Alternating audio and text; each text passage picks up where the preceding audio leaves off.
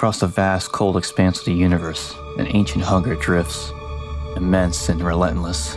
They are called the Brethren Moons, monstrous moon-shaped entities of necrotic flesh, silent in their passage but deafening in their purpose. They do not conquer in the name of power, nor ravage for survival. Their goal is far simpler. They exist to consume, to annihilate, reduce every trace of organic life into writhing biomass. World after world, system after system, they leave behind only silence. Not even bacteria survive their passage. Where they have touched, the very spark of life is scoured clean. They do not see themselves as destroyers, but as gods, divine arbiters of a universal truth. In their eyes, the conversion of flesh and spirit into necrotic unity is not extinction, it is ascension. When a species falls, it is not erased, but transformed, delivered into the fold of something greater, eternal, and sacred. The markers, their messengers and architects, whisper the same message. Death is not the end. It is the beginning of something beautiful. Among the deranged and the devout who heed the markers, murder becomes mercy. Suicide is sanctified. Every broken body, every blood-stained altar is a gift, nourishment for the brethren, a prayer answered in screams.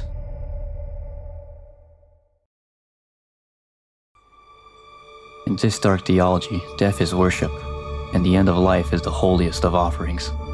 And so the moons drift on, vast and patient, ever hungry. For to them, the universe itself is a temple, and all living things are merely waiting to be converted. The Brethren Moons are not born, they are grown, cultivated by death itself. From their grotesque living shells they generate artifacts of terrible purpose. Black markers. These are no mere relics of alien origin, but reproductive seeds, spawned perhaps in the same way that hair sprouts from the skin, or nails from flesh. A biological process, yes, but one twisted and vast in scale, entirely inhuman. Once matured, the markers are cast adrift into the void, flung across space at sublight speeds like blackened comets of prophecy. For centuries, even millennia, they drift, silent, waiting, until the pull of gravity delivers them onto some unsuspecting world rich in organic life. There they embed themselves like splinters in the skin of the planet, dormant and inert at first, but their purpose is far from passive. The infection begins slowly, imperceptibly. Thought, madness, death. The black marker sings, and the world begins to rot from the inside out. The cycle has begun again. Roughly 65 million years ago, a massive asteroid tore through these skies and struck the Yucatan Peninsula, unleashing an extinction-level cataclysm.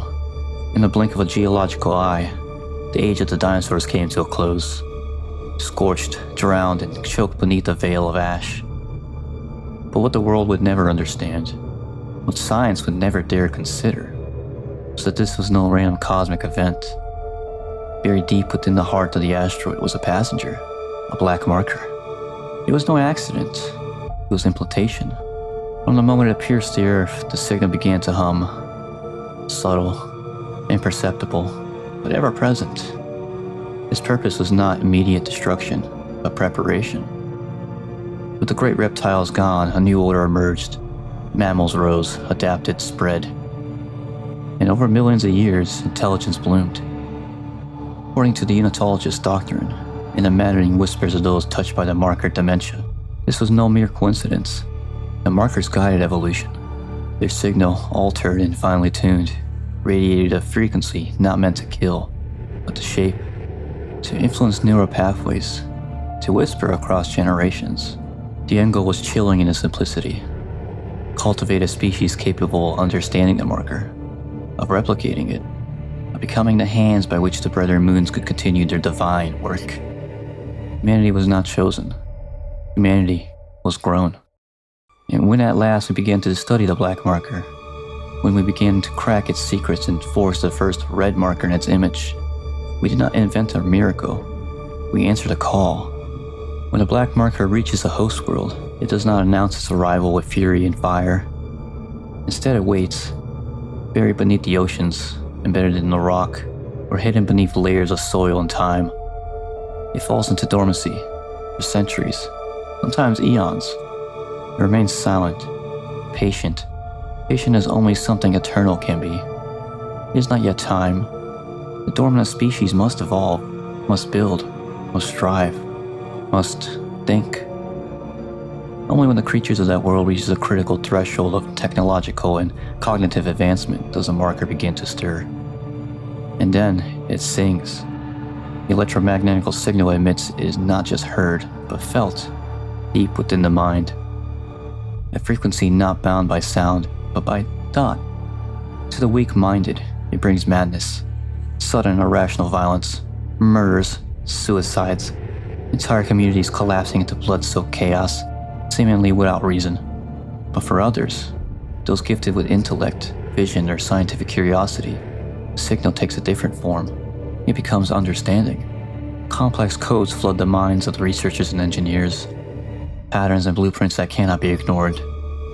They feel compelled, driven to replicate the object before them, to build, to create, all the while believing they are making a breakthrough, unraveling an alien mystery, unlocking the secrets of the universe. But they are not inventing, they are obeying. Marker has no need to act directly. It whispers in. The intelligence serve. They construct red markers, thinking them tools or solutions, never realizing they are feeding the infection, giving birth to a new cycle. What they believe is progress is merely the next stage in a carefully orchestrated extinction. And so the marker begins its true work. To those who first encounter it, the marker signal seems like a miracle, a boundless, self-sustaining source of electromagnetic power, a power source without equal, pulsating with promise and possibility. Civilizations eager to solve energy crises or ascend beyond their natural limits flock to study it. In their pride, they replicate what they barely understand, forging red markers, artificial copies designed to harness and reproduce the original signal. These replicas are distributed widely, seeded across colonies, research stations, and cities under the illusion of progress. The species unknowingly begins to thread its own noose. For the time, the signal remains benign, but that serenity is a deception, because the marker's purpose is not simply to lure, but to prepare. Then, without warning, the dormant function awakens. The signal shifts, activating something buried deep within the molecular structure of the dead flesh. Corpses twitch, wounds knit in grotesque ways, muscles reconfigure, bones crack and twist, and from the bodies of the dead rise necromorphs, monstrosities reborn through recombinant infection. They are not resurrected as they were, but as weapons of flesh, driven by rage and a singular instinct to spread.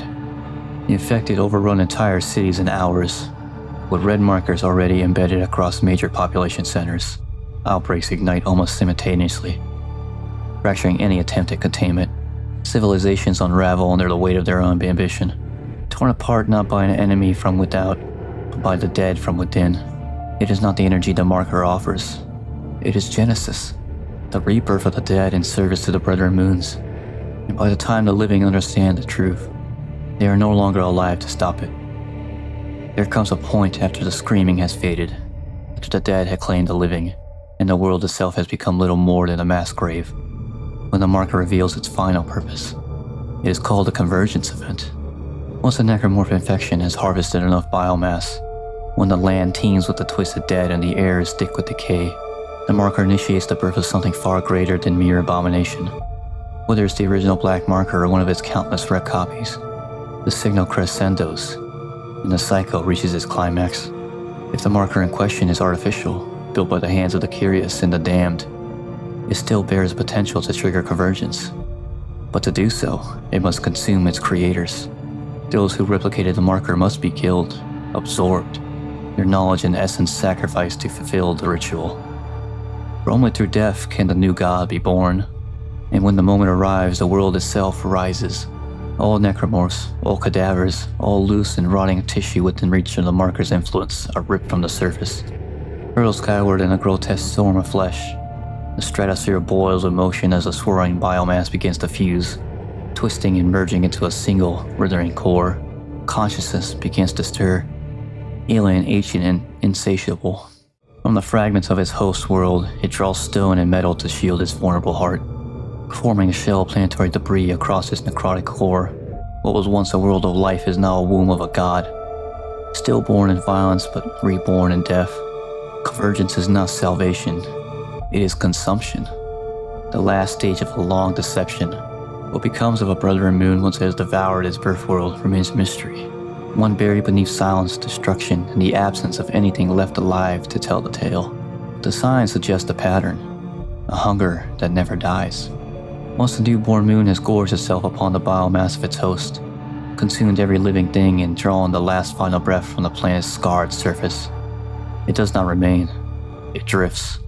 Slowly, patiently, it begins to move again, drawn towards the next glimmer of organic life in the dark. A colony, a planet, a signal. It seeks only to feed and to continue. But this is no mindless wandering. Even when no life is near, the moon does not die. It does not age. It does not forget. It sleeps, falling into a state of torpor, its monstrous form cloaked in silence. Yet beneath that stillness lies awareness, a predator's stillness, ever alert, waiting for the next pulse of light to shimmer in the void. A flicker of light, a voice on the radio, a signal sent to space by the distant world that believes itself alone. And when that call comes, the moon will wake, and the cycle will begin again.